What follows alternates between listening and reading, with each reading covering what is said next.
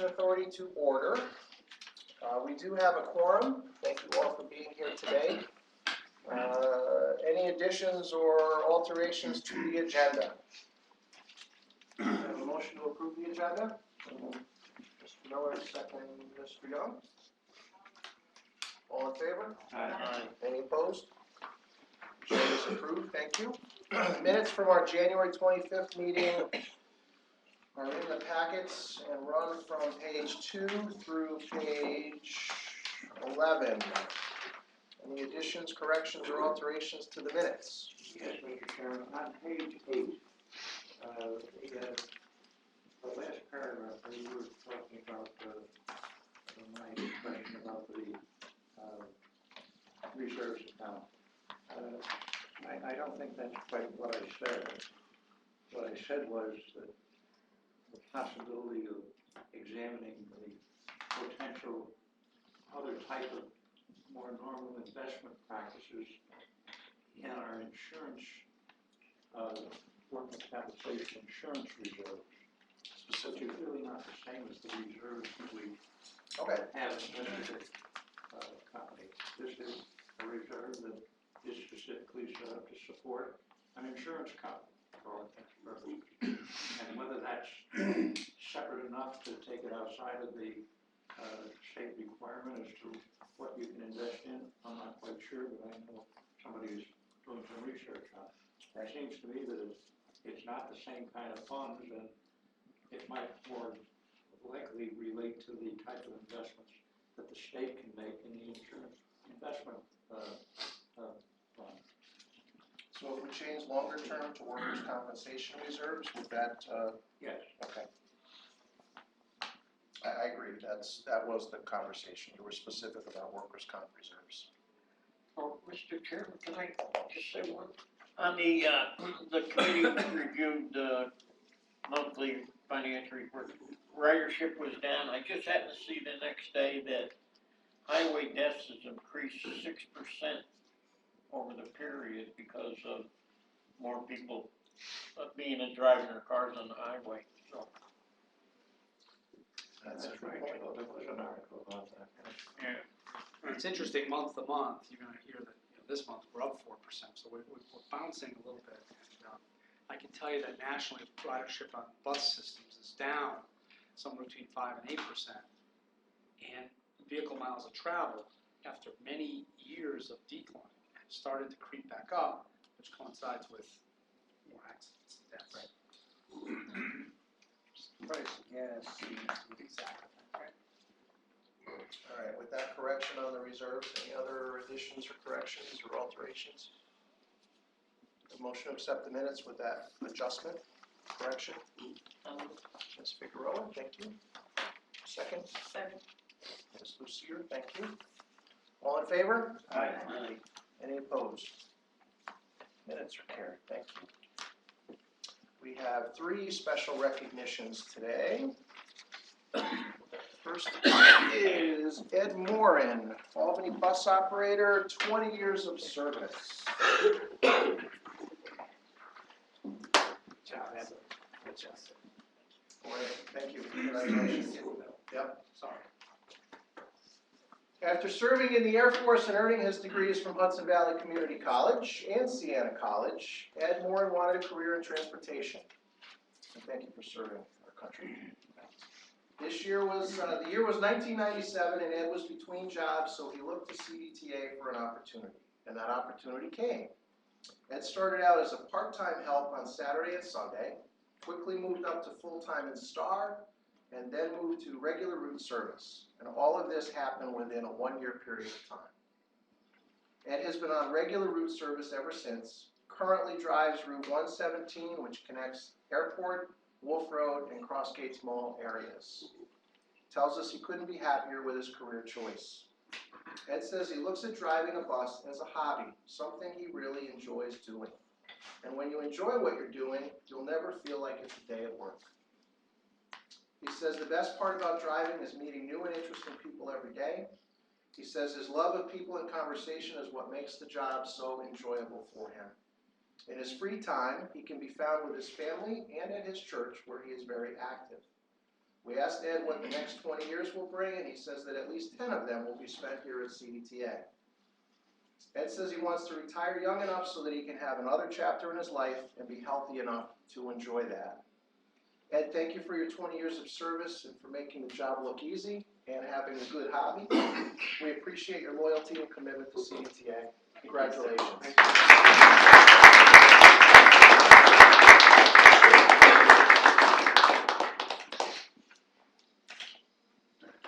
Thank you, sir. Thank you.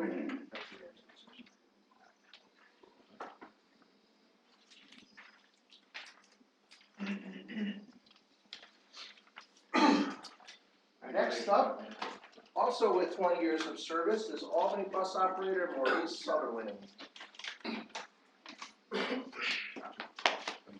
Congratulations. Thank you.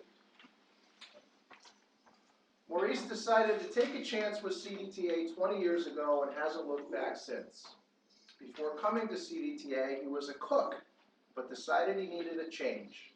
A friend told him about CDTA, and Maurice jumped at the opportunity. He started out as a part-time bus operator on weekends before moving to full-time status in Star. He then moved on to regular route service where he has been ever since. Maurice says that he enjoys what he does every day thanks to the people he meets out on the road. He is currently driving the Route 12 Washington Avenue line, one of the busiest routes in our system. He says the job is different every day, and each day brings a new adventure, some days more so than others. In his free time, Maurice still enjoys cooking, listening to music, and traveling. We asked him what will the next 2 decades bring for him, and he says he still has lots of drive time left. Maurice, we're happy to have you on our team, and we hope you will wear CDTA blue for a long time to come. Congratulations on your 20 years of service.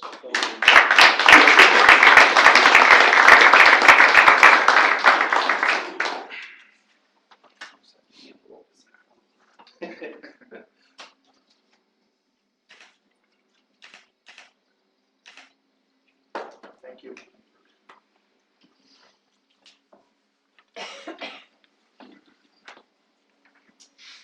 And third, but certainly not least, with 30 years of service as a Troy supervisor, Michael Burke.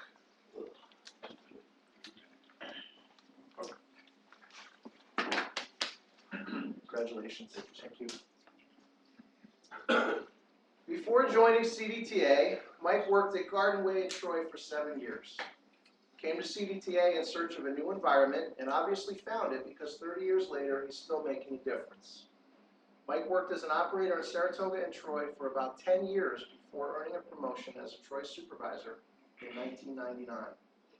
He decided to retire from driving to try a different aspect of the business. As far as we can tell, it has suited him well.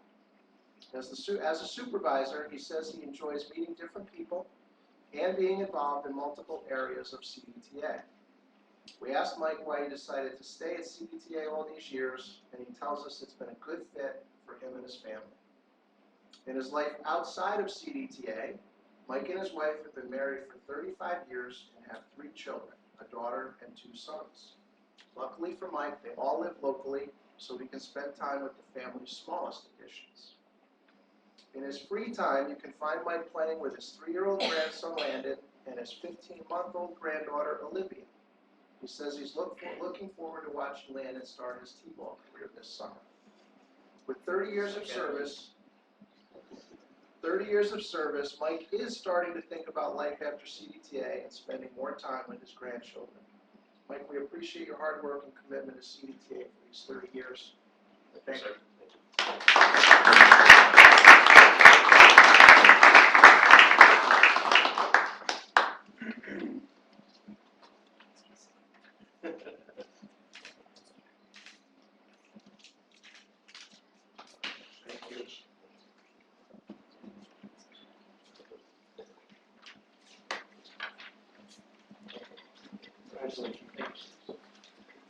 You know, I'm really having trouble coming up with a couple of sentences after we do these because there's a common thread.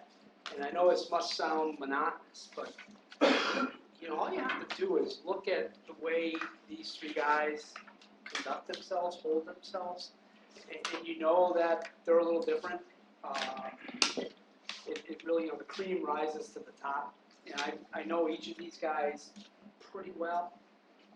They're good family people, they're good citizens in their community.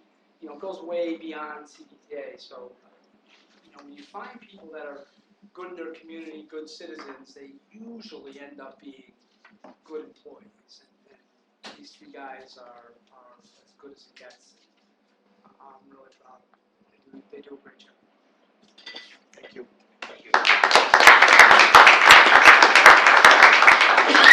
I'd like to know what Maurice cooks. I can cook a really good Italian Jamaican from Jamaica, so I very much. That's Italian, right? Sorry, Joe.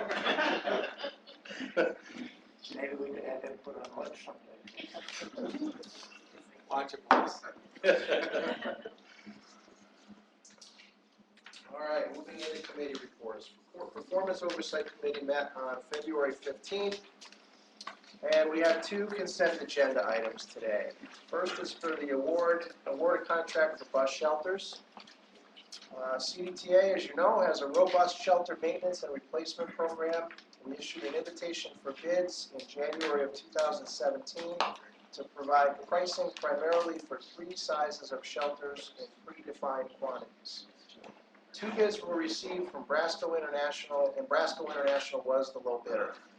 Brasco is also the incumbent supplier and has been working with CDTA for over 12 years, and we are very satisfied with their performance. At this time, I'd ask for a motion to approve awarding a 3-year contract with 2 additional 1-year extensions in an amount not to exceed $293,000 per year for the fabrication and delivery of bus shelters to Brasco International of Madison Heights, Michigan. Resolution 14 on page 18. Motion by Mr. Young, Second. second Mr. Sporana, thank you. Any discussion on the resolution? We did have extensive discussion in the committee meeting. But it's a conceptually low bid, and it's part of our annual capital plan to replace shelters, so.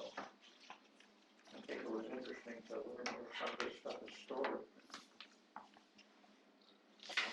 A lot of pieces of stuff. Yes, it is. All those in favor? Aye. Any opposed? Resolution is carried. Thank you. Next up is to accept funding for distributing transit passes. Federal funds are provided to the state for the purpose of carrying out U.S. Department of Health and Human Services projects, which include providing transportation services to eligible participants. This item would permit CDTA to execute an agreement with New York State DOT so that Albany County can continue to distribute free transit passes to temporary assistance for needy families, eligible clients. At this time, I'd ask for a motion to execute an agreement with New York State DOT for an amount of $149,371 available on a reimbursement basis. Resolution 15 on page 23. Motion by Mr. Young, Second. second Ms. Lucier, thank you. Discussion on the resolution? We did have quite a bit of discussion on this item also. I was particularly concerned that my Albany was the only one of our 4 counties that could be involved in the program. I'm not quite sure I ever did get a real good answer. Well, I think our answer was that for the other counties, it's too small a program That was it. to have the staffing support for it. Yeah. And it requires the county to have a identified person to deal with the applications and the eligibility piece. So I remember that in years past, the other counties did participate. Yeah, but it's been quite some time. Yeah, it has. The other 3 counties have not been in the program for probably 5+ years. So this has been a solo county program. How much additional help is required? Isn't it really just a person, like Dave said, to handle the In this application? day and age, another person in county government is It's tough. And frankly, in some counties, the let's call it return on investment, the number of passes that were being distributed was so low that it just didn't pay for itself. I understand the numbers are probably a lot less in other counties, but again, I wonder with some of the additional activity in Schenectady and Saratoga County, maybe they should. We'll cycle back and ask, but again, this is their program that we administer on their behalf. Yeah, but maybe it wouldn't be a bad idea to just talk to somebody and see if it's something that may have, over the years. We'll cycle back. Because of the additional activities in both those particular counties? We'll cycle back. I think it's a very worthwhile program. I'm not sure, but I think that Glenn and I had talked to Schenectady manager about this, and they can't pay staff out of that money. No. And it takes 3 people to administer it. I don't care how small it is. Yeah. But they can't pay. And that Joe's right. That's the nut. And it may sound trivial to us, but honestly, municipal governments are under pretty tight strains these days. We'll bring it up again though. We'll cycle back. It's just a thought, I'm not trying to slight Rensselaer County either, so, but I just think it might be a good idea to just mention to each of the 3 other county executives the potential of a program that's a really solid, needed program, and if they can afford to do it. And I understand they can't pay for the employees out of the funds, but maybe they could find somebody to take another 20 minutes out of their day to administer a program that doesn't appear to take a lot of time. Okay. All in favor? Aye. Any opposed? Resolution's carried too, thank you.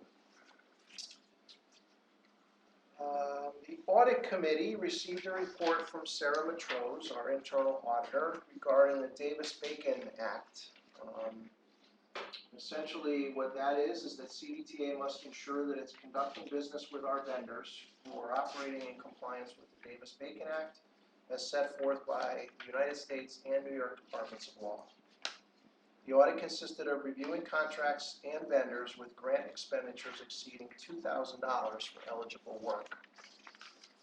The audit disclosed 5 findings, as well as some other areas for improvements, possible improvements. The organizational structure at CDTA doesn't support a contract management position or a project management department. Therefore, the findings will be addressed by defining specific procedures, roles, and responsibilities in order to improve the process in the future. Sarah's report did conclude that there was nothing material that was found that was a concern. Find the report so I can get the right wording. The audit concluded that in her opinion, CDTA is in compliance in all material respects with the rules and regulations delineated in the Davis-Bacon Act. So there were some things that we found that we've gone back to staff and we'll try to address and make sure that those deficiencies don't continue to occur in the future. I'd just like to add one thing. I think if you look at the title of the report, it should be addressed to the CEO and the board of directors.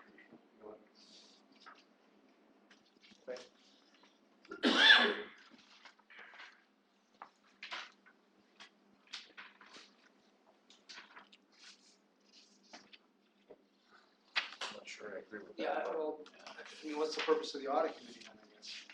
Right. I guess then what's the purpose of the audit committee? Well, the audit committee is a The audit committee is committee reporting of to the the board, board. but the actual line of authority is you and the board, not the audit committee. It's really the board. Well, yes, I mean, if you want to say the audit committee is the board, well, that's fine, but it's not really. Where are you seeing this? Or That's kind of our introduction for. The memo. It's transmittal. I'm sorry, not the actual report. No, No, it's on page 27. memo introduction. Okay, gotcha. Okay. Okay.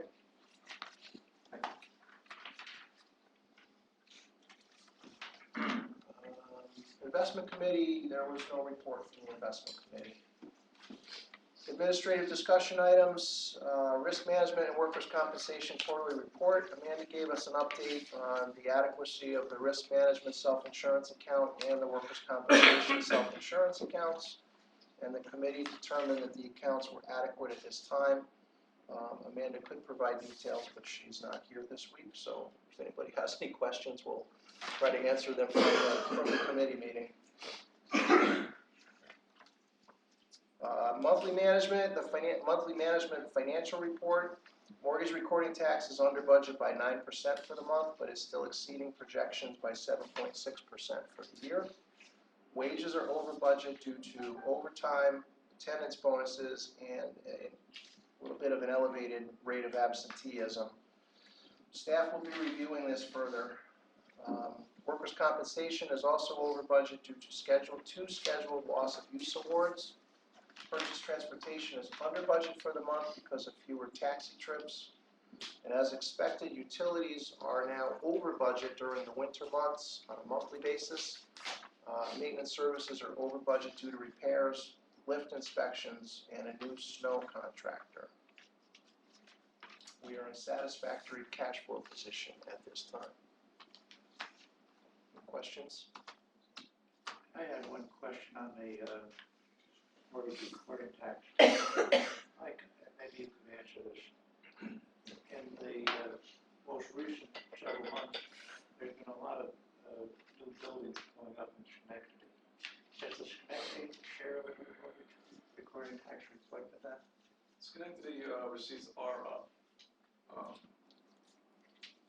I don't know what percentage, I'd have to go back and check, but they are up. I just wondered if we should take a look and see if that's substantially up, because if it is, that might reflect on what we consider when we go to the budget, because I don't think you're gonna see that kind of building expansion in Schenectady next year. Sure. It's just a. Why, I just looked at that, I can tell, they're up significantly, and we know why. The new building, new complex in Schenectady. But relatively speaking, the size, the portion of the mortgage tax that's generated by Schenectady County, it's a nice bump, but it's not significant overall. Albany and Saratoga County still represent 65%, Phil? If not more. Rensselaer and Saratoga counties make up about a third of the remainder. So yes, it's up, it's great, but I'll send you some numbers. Relatively speaking, it's not. Well, even if it's not a major portion, if it's a bump, you might want to think that the bump is not going to continue and more likely to fall back into the type of level that it's been in previous years. So we might want to think about that. Total of what we could expect from the fund. I think though, I mean, all the downtown areas are going through a lot of construction right now. I mean, whether it's Troy or Albany's starting to see some of what has almost lagged a little bit in Albany behind Troy and Schenectady, and certainly Saratoga led the initiative with, a lot of people are moving back into the downtown areas, and a lot of it is housing that's being built up in old warehouse buildings. So we may see some of this continue as the trend. Again, I don't know that it's going to be any huge thing, but I think the trend of moving into the cities is almost at the beginning stage, not at the end. There's a lot of projects, I know in downtown Troy, there's a lot of projects that are either in the works or on the calendar to revitalize old warehouse buildings, and they're going to be either condos or apartments, and they're filling up at pretty decent amounts of rent. It's a high level of rent, relatively speaking. Real estate forecast in Schenectady County is very high, just because of that. And this will be the first year that we enjoy the recent legislation that no longer, when an IDA or an LDC exempts a project from mortgage tax and other type of taxes, they cannot exempt the transit portion of that tax. It took us about 7 years to advocate for. Small number overall, we project maybe $300,000 or $400,000, but that $300,000 or $400,000 is the bump in Schenectady. Okay. So I'm with you. I'm not looking for, rosy days from the mortgage tax, but I think everything that people are saying keeps us pretty comfortable in that projection. I'm surprised I don't know where all the people are coming from. I mean, in North Greenbush, I drive through North Greenbush.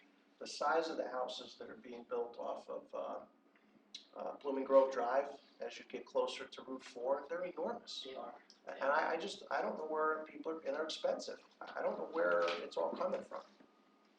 But for a while, the new construction had kind of been slow, and it just seems like everywhere you look, there's either housing or commercial or, I think for a while, the school construction was kind of keeping the contractors busy because there were a lot of school projects. But again, that wouldn't benefit us because there's no mortgage tax revenue there. But it seems like it shifted more to commercial and residential within the cities. But even to some degree outside in the suburbs are still growing. I just don't know where the people are coming from. That's what I can't figure out. So it's just a thought, Mr. Chairman, when we look at the budget, we might address that. Because we do have a budget presentation coming up. Yes, we do. Thank you, Mr. Young. Monthly non-financial report, ridership was up 3.5% for the month and down 1% for the year. On-time performance was 71% and there were 0 PMIs not on time. Missed trips were at 24 this month and mean distance between service interruption was at 37,547. Scheduled maintenance work was at 81%. There were 17 preventable and 25 non-preventable accidents, and 85% of customer complaints were closed within 10 days. Website page views were added to the monthly report, and Chris gave us an update on some of the details behind the web page views. If anybody wasn't at the committee report and wants to know a little bit about that, could you share some of what Sure. you did with the committee? Yeah, like I mentioned during the committee meeting, we've redone our website 2 or 3 times in the last, 8, 9 years since I've been here. It's a cooperative effort between IT, marketing, and some of our external partners. And basically, the data is showing that the demand for information through the website is high and continues to grow. Consistent upward growth in views, consistent upward growth in the amount of time people spend on the website, the amount of information and pages that are being accessed. The vast majority is schedule and stop information. We track it all the way down to every route, the most popular routes that are requested on the web page, all the way down to the most popular stops on the website. So we continue to improve the functionality, improve the features. Just a couple of side notes. We find that about 80% of our hits are coming from mobile devices as well. So it's not just the website sitting on a desktop. So that kind of tells us that we need to drive our strategy to a mobile-first design, which we've been doing for the last several years, but continuing to do that is a smart idea as well. So we just felt that we're recommending that we put that back on the monthly performance report. Several years ago it was on there. We took it off for a couple of reasons, but I think it's important to just kind of keep track of that, stay tuned to that going forward. And if there's any suggestions, recommendations for changes or anything like that, we can certainly discuss that. Thanks, Chris. Sure. All right.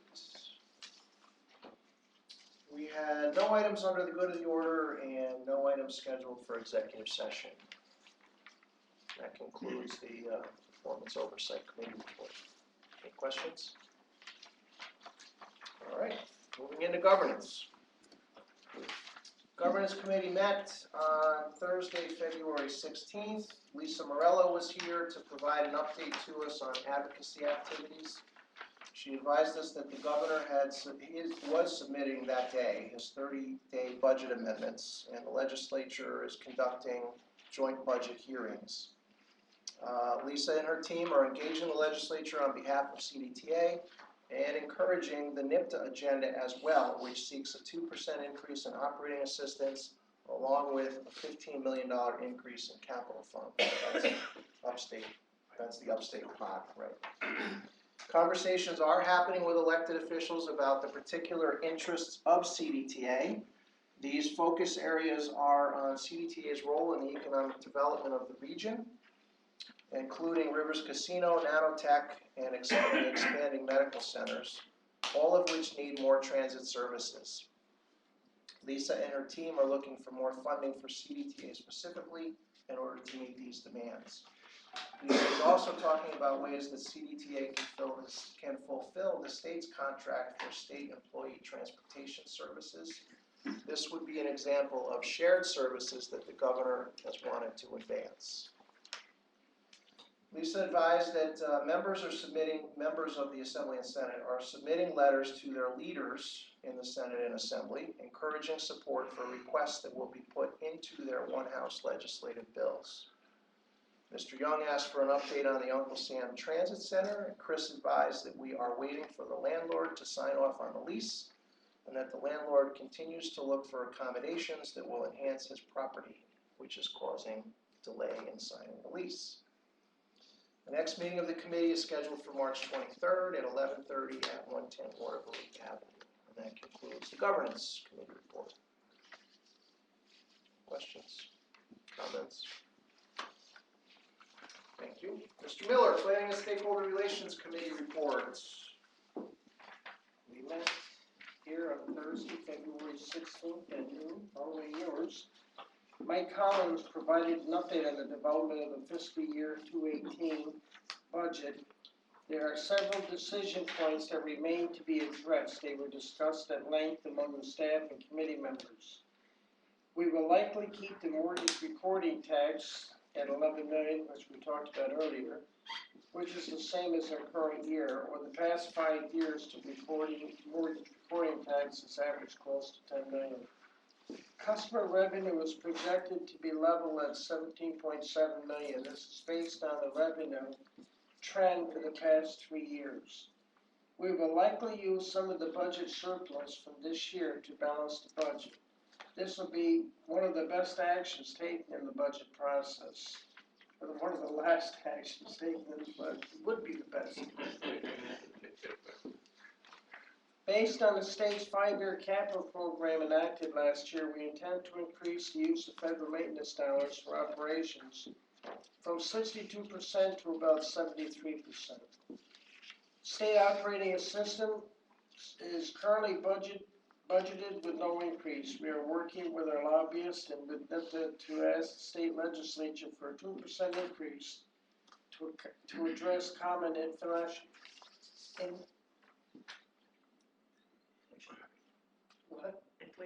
Inflationary, I couldn't think of it. Increases. On the expense side, we need to budget contractual wage increases and modest additions of bus operators to meet service demand. We are fine-tuning the wage line. Healthcare is a large budget expense. We are projecting a 7% in this line. Longer care, we're looking at a plan design changes to reduce this cost. Purchase transportation includes Northridge Commuter Service, that contractor is the STAR. The majority of this line is for the STAR service. We recently added new vendors and anticipate improved customer service. The rate structure has changed, and we have conservatively budgeted a small increase. Still a work in progress. We had a very good discussion about the major decision points. Staff is fine-tuning projects and the assumptions required to complete the budget process. We will have another discussion at the March meeting. We anticipate being able to present a balanced operating plan for the board for adoption. And the next meeting will be at noon, March 23rd. Here, again, what do we have? Any questions? Just have one comment, North, the issue of the federal maintenance dollars moving from 73% to 62%.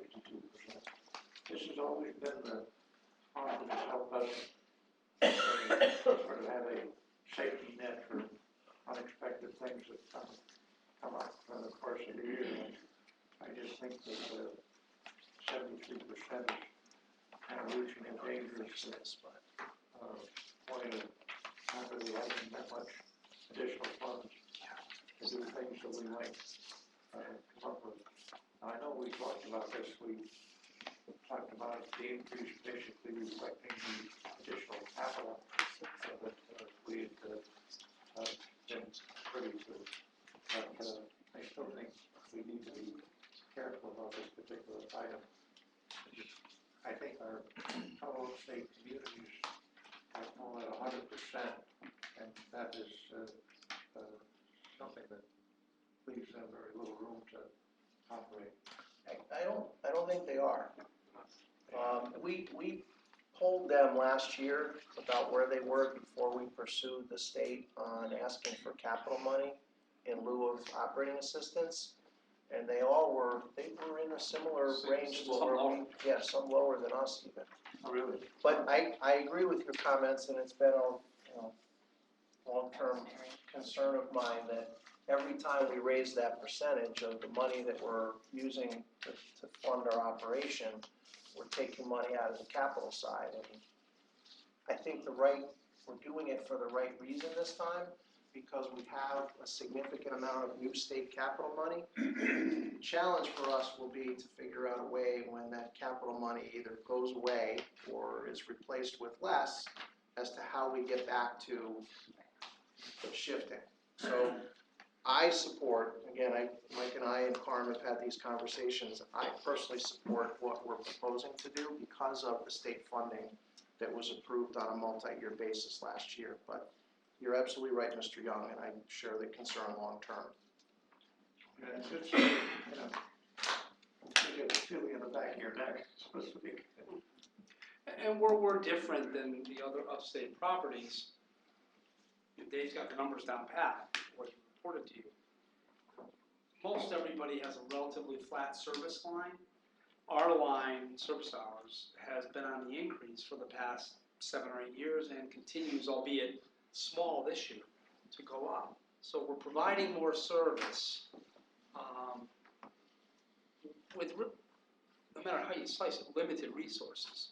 So our message to the legislators this season is we can't keep doing this. 2% barely pays the bills. Right now we're at 0.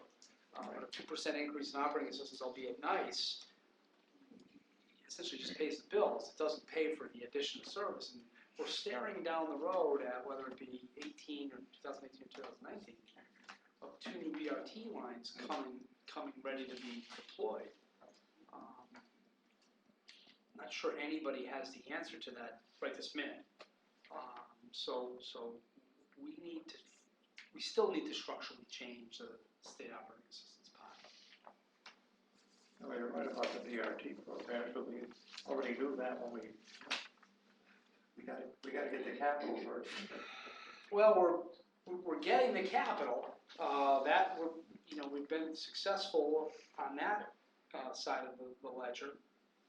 Now we, either are going to have to do service on the bottom end to pay for the BRT, or anticipate additional operating assistance to pay for the BRT, or drain 5307 down to 98% or up to 98%, which I don't think any of us feel comfortable doing. $8 is that 27% represent. We're not using. About $5 million, 4.5, $5 million. Sure, I understand the question exactly. The gap. The increase that we're making right now is worth about $1.2 million. So from going from 63 to 72 is about $1.2 million. And the answer to the question really all feels, what's still left on the bar? Oh, yes, I'm sorry. For capital. Right around $5 million. So $5 million, roughly speaking. It's not a lot of money. No, it's not really. It's just not a lot of money. No, it's not even enough to actually cover the cost of the 2 BRT. Right. You know, the 5 million Yeah. probably doesn't pay for the two BRT. Yeah. I don't think, probably twice Might get that, close, but probably twice that much. No, one was we won't about. need twice that much, but if Right, it was either close. will or will be close. But then you have nothing. So hopefully when we get the capital appropriation, and there may be some operating money attached to it, Keep your fingers crossed. as I said before, I think we need to look for other ways of presenting our, request to Washington. I think Well, I don't, our present sponsor is not being looked at very favorably.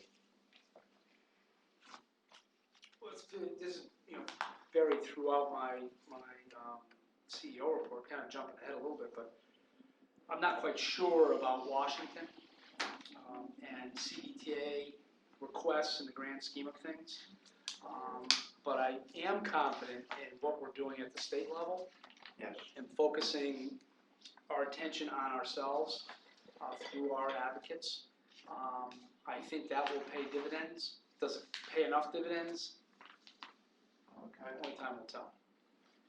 Well, it certainly has paid off in the capital that we got this year, which basically, I think we may have resolved our, safety bus replacement, program by, well, we may be short of $1 million or so, but that's been so significantly increased that it really took away the really unsurmountable burden, come up with capital for that, 15-year bus replacement program. Yeah, the worry about the bus program, I think, is greatly diminished now.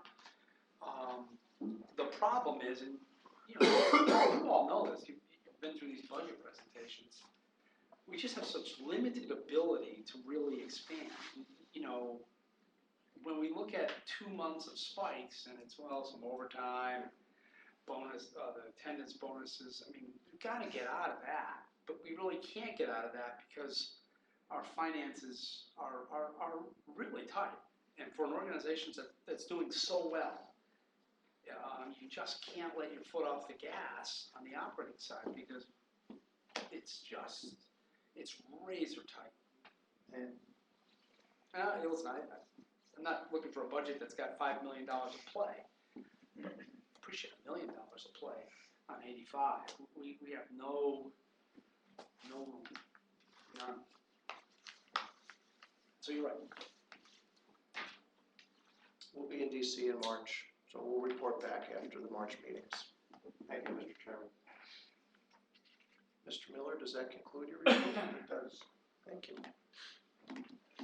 Mr. Basil, CEO's report. Thank you, Mr. Stackrow. My report is in your packets. Read it if you have trouble in the evening getting to sleep. There's plenty in there. We talked about a lot of it here and really aligned with our advocacy. But we do more advocacy today than in my career at CDTA, no doubt about it. We probably do more advocacy today than we did, you know, combined over the last 5 or 10 years. It continues tomorrow. Tomorrow morning we will have our 3rd annual State of CDTA report where we invite, we've invited actually over 150 people, you know, our stakeholders, elected leaders, business people who we come in contact with, to talk to them for a very short period of time about what we've accomplished in the last year and what we have on the drawing board. And really, honestly, I don't think we could have done these 5 or 10 years ago. I don't think we had the right story to tell, but I think we have the right story to tell now, and it's a way for us to continue to gather support for the message that we've laid out. It will not be, you know, numbers heavy. It'll be a little bit lighter. You certainly don't want to talk to people about budget numbers at 8 o'clock in the morning. But we'll leave them with the impression that we're ready to do even more if the resources are available to us. We talked briefly about the transition and contractors that help us in STAR. That has gone relatively well. I can tell you that Fred and his crew and help of maintenance have worked overtime to make sure that it went well, but so far so good. A Plus is the main provider, and they seem to have adapted to the role rather nicely. Capital Land is doing most of our service now in Saratoga, and still a couple of bumps to smooth out, but all in all, that's gone well, and we're going to focus our attention now on improving service quality and really setting a vision for what we want STAR to be, rather than continually playing catch-up and saying, hey, we're looking to improve efficiency. From a customer's perspective, efficiency is a bad word. It doesn't necessarily translate to better service for them. Last month, we made a series of service adjustments. We do that about 3 times a year. A lot of, I call them, wrench and screwdriver adjustments to our services. Usually, a trip or two gets added, a trip or two gets changed, frequency gets modified.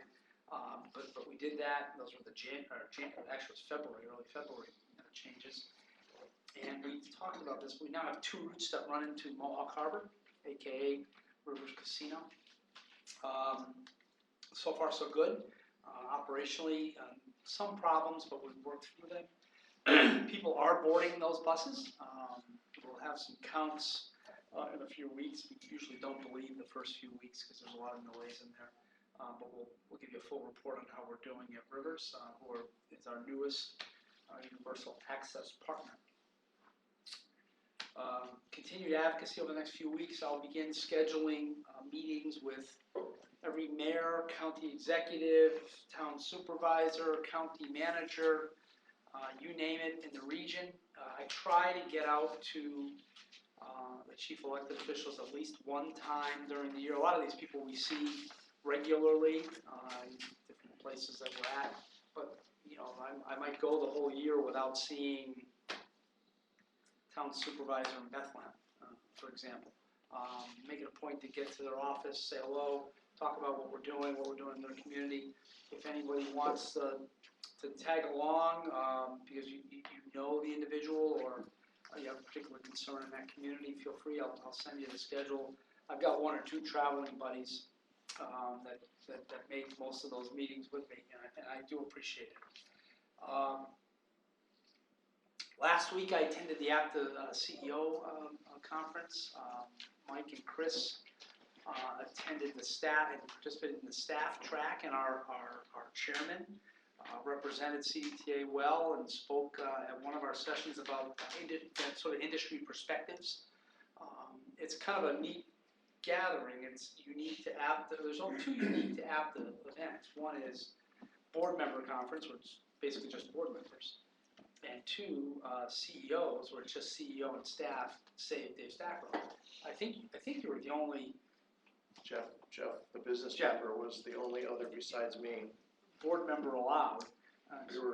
Oftentimes you talk about board members, but it's good to get together and get sort of the slant from people who do this job. What's going well, what's not going well, who's a pain in the leg, who's not, how's labor treating you, how's labor not treating you, how are you advocating with your elected officials. There's a whole series of seminars and things like that, but the information sharing over lunch, breakfast, over a drink after the sessions is where you really kind of get it. Relatively speaking, compared to systems our size, I don't think it's too far out on the limb to say we're in pretty good shape. Our ridership is not down as steeply as other bus systems. Our financial situation compared to Northeast systems, because you can't compare us to the Southeast, but in the Northeast is pretty good. Our level of innovation, given what we have to deal with, I'd rate as B+, maybe even A-.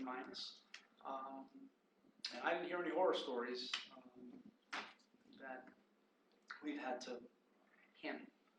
So relatively speaking, I'd say, I don't know if you had you had sort of a different set of conversations.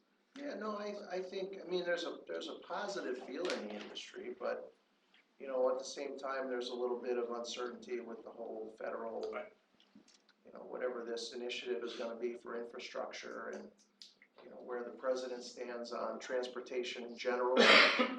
A lot of the fears that seem to existed, none of those so far have played out. These drastic budget cuts in certain areas doesn't seem to be materializing, but again, hopefully it's not too early that may still happen and we're not just getting comfortable. No, but there's been enough dialogue though, well, there's been dialogue, I shouldn't say whether there's been enough, but. So I think there's a lot of uncertainty was what I would say from my discussions, just on where, in general, where we're headed, but transit specifically, where funding will be, whether there'll be a move by the Republicans in Congress to remove the Highway Trust Fund as a dedicated pot for transit. Again, none of those things yet seem to be getting any traction, but there's still the concern that they could happen. Well, there's still no deputy transportation secretary.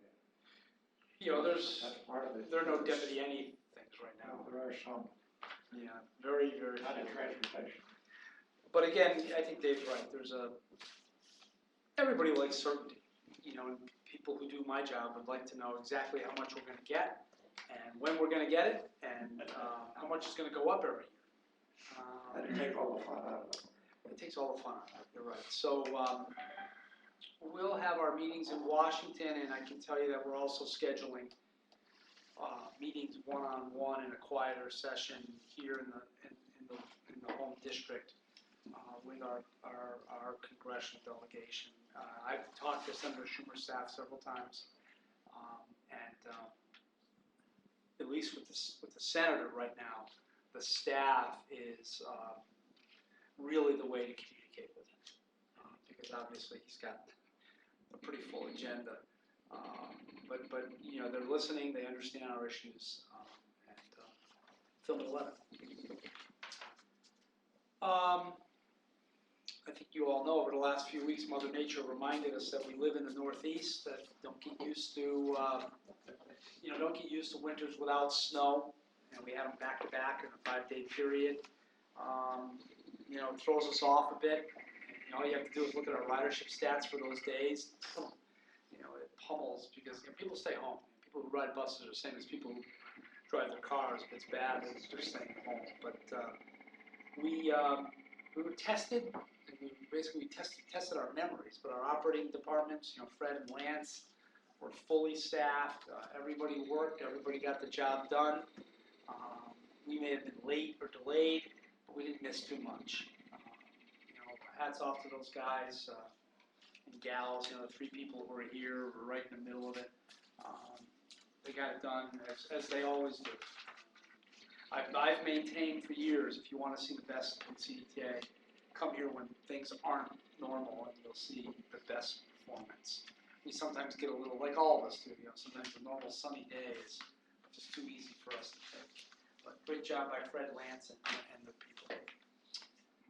You'll see in the meeting summary a lot of meetings with either elected officials, people from Jackson Lewis, state agencies. This is the time of year where, I just kind of, they sort of like a wind-up toy. You just wind me up, tell me where I'm supposed to be, and you do it. And, I sort of got the shtick down pat, but I'm propped up by everybody around the room.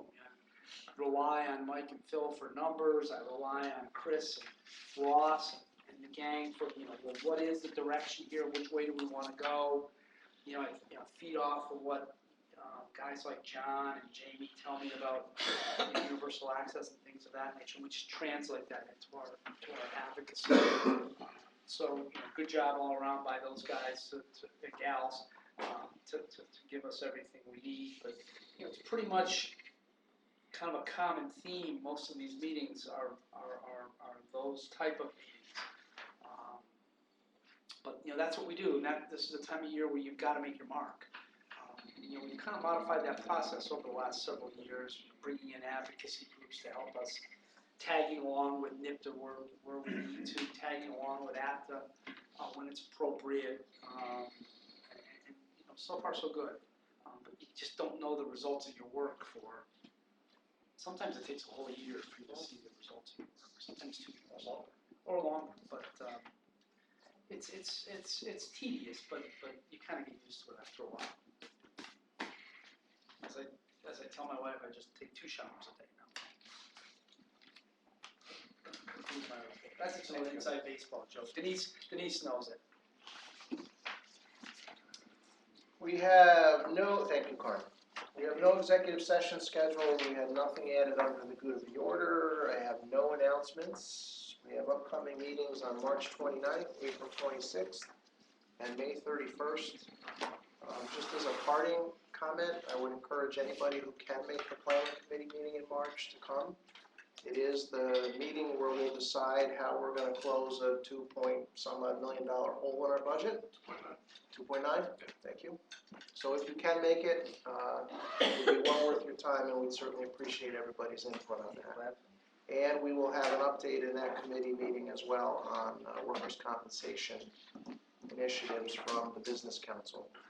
So again, I know some of us only attend the committee meetings for the committee we're on, but in this case, if anyone can come, I think it would be well worth your time, and I'd appreciate your input, especially on the budget piece.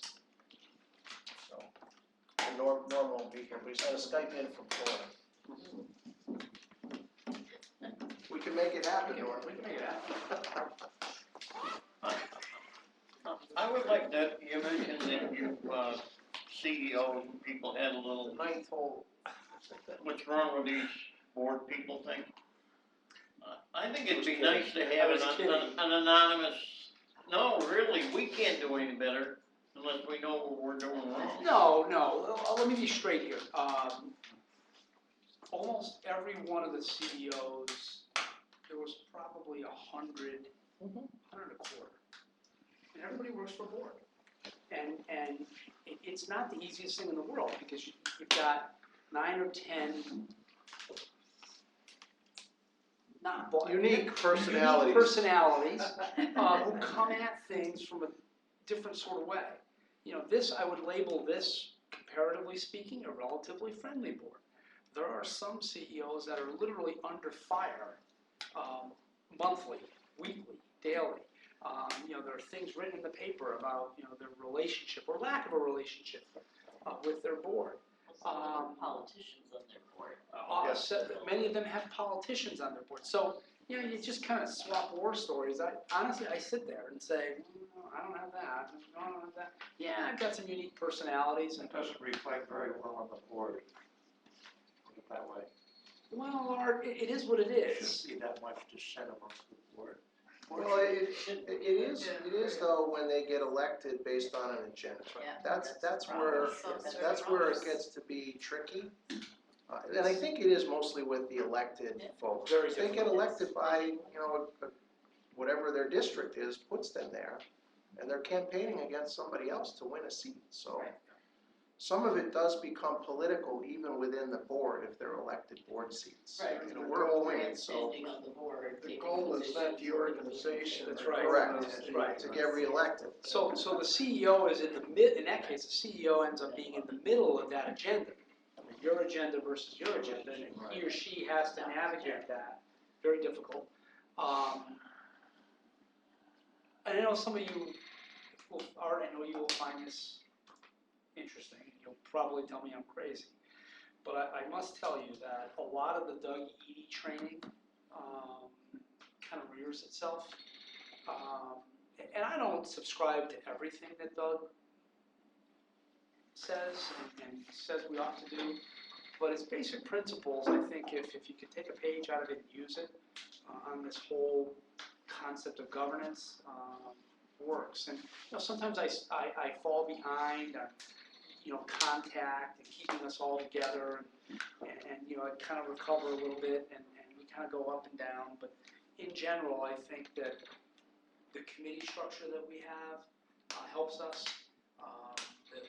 The way our members are appointed is preferable, I think, to having elected officials with agendas.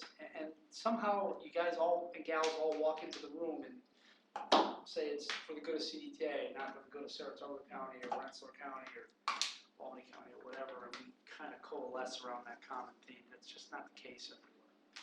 So it's not, you know, it's just, Even if they're elected with an agenda, the agenda still should be for the good of the order. And the good of the order is the organization that they've been elected to serve as a board member. Should be. With their political aspirations. yeah, I agree with you, it should be, but, you know, these get to be very interesting. You know, Reality is. yeah, the life of a CEO at the larger systems, you know, when you get up, you know, 500 vehicles or more, you know, they're 5 years, maybe. And then they say, you know, that's about enough. Well, and you also get into, I mean, you know, Carl mentioned larger systems, there's a couple systems in the country now that have oversight boards that have been appointed.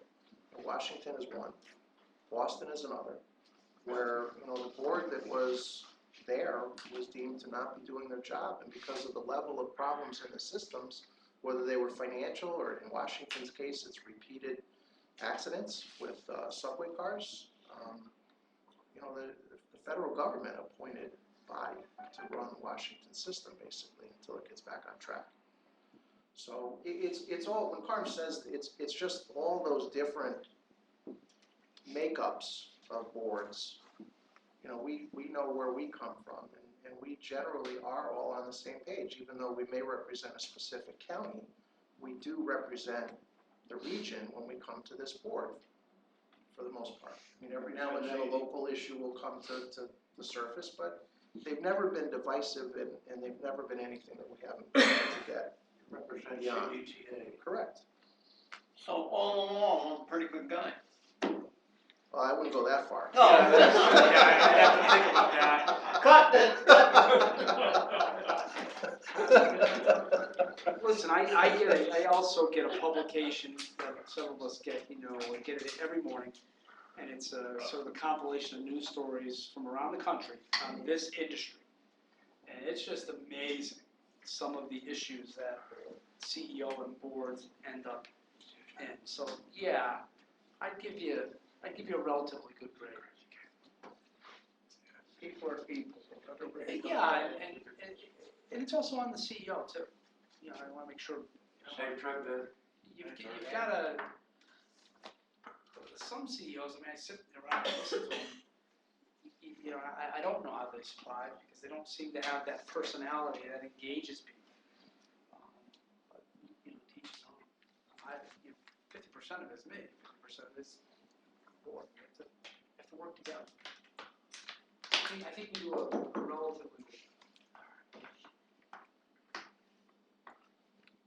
Motion adjourned. So moved.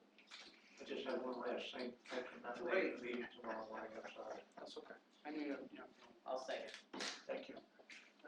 All in favor? Aye. Stand adjourned, thank you. Kathy, did you want to let us come in?